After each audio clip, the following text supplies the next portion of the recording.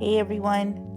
Before I begin sharing about this part of my life, I do want to say that you may hear this story and think, my parents were horrible, right? Or that I may have been affected and not have a relationship with them. But I do want to reassure you that I had the opportunity to have an amazing relationship with both of my parents.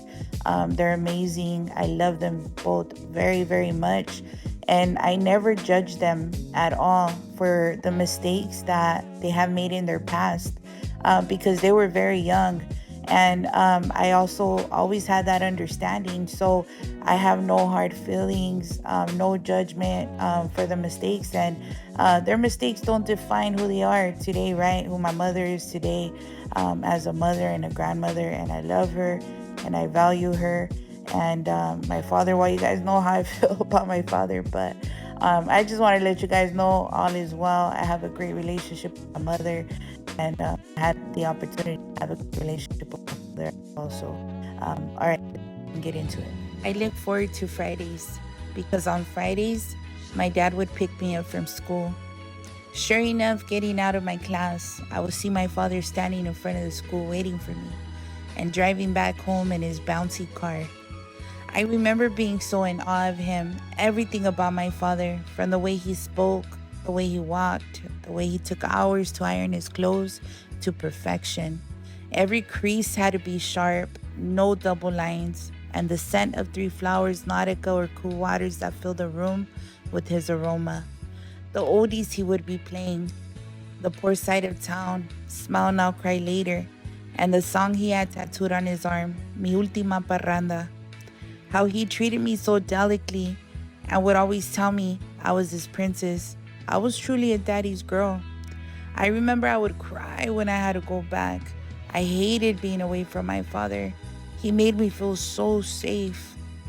During this time, my father's addiction had gotten worse, but I didn't see an addict, nor did I see a criminal. All I saw was my dad. I remember my dad telling me that he was going to be away for a little while because he had to go work, but that he would eventually come back for me and we would live together again. My father didn't go to work. He was in a Christian recovery home. And during this time, my grandmother would still go and pick me up for the weekends.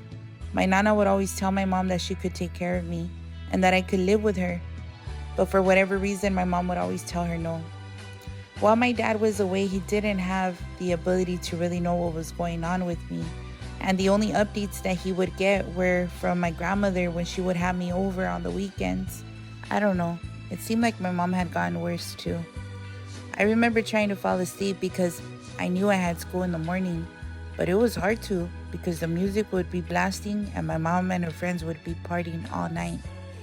She was in her early 20s, so I could imagine she was having the time of her life.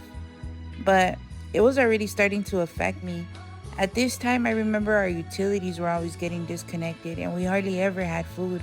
It seemed like the only time we ever had food was when she would first get her food stamps. And then after that, we didn't have anything. The fridge would be empty.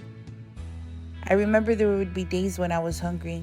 And sure, I got fed at school, but I knew when I got home there would be no dinner. So when I would get the courage to wake up the lion, I say lion because that's what I remember her being like, waking up a sleeping lion. She would be so mad when I would wake her up. And if I got lucky, I didn't get hit for waking her up. I would wake up my mom gently and ask her if I could have a $1. I still remember her ripping that $1 from that old school food stamp booklet. It's almost like she had split personalities. I could go to school with her yelling upset and hitting me for waking her up, with beer bottles all over the house and a mess, to coming home from school with her music loud enough for the world to hear, dancing and being cheerfully greeted.